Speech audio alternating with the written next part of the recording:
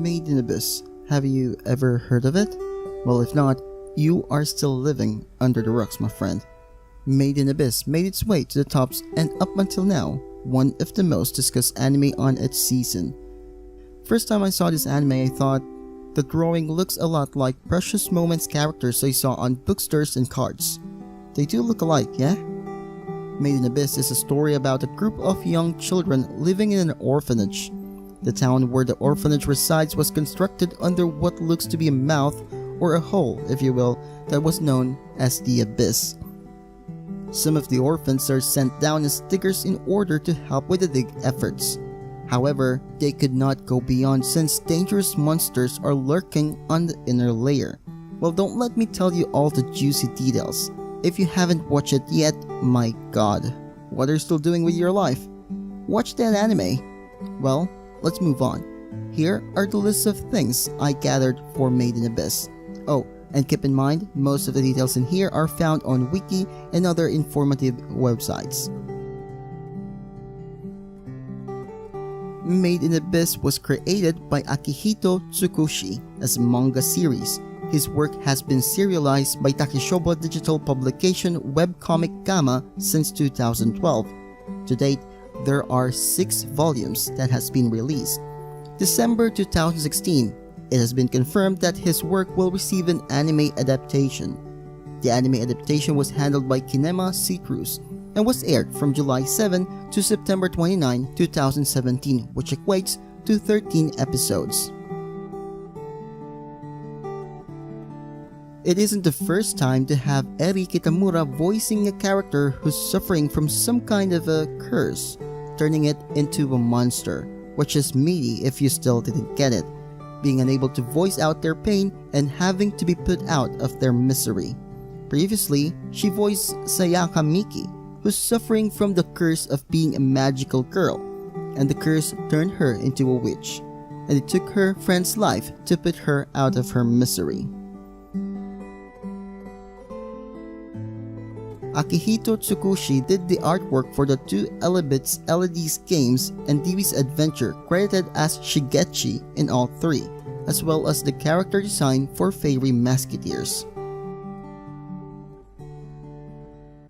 Despite the manga having gained substantial popularity over time, the anime announcement didn't really make the people unfamiliar with the source material that interested in it.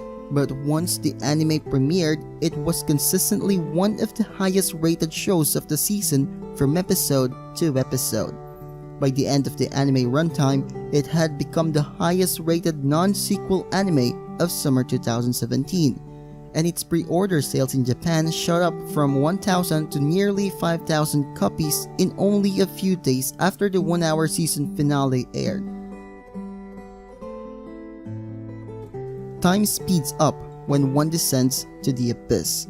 It was proved by Ozan when she descended, and by her instincts she thought that it only took her a couple of weeks, but by the time she returned to the surface, it was revealed to her that it's not actually several weeks, but rather several months.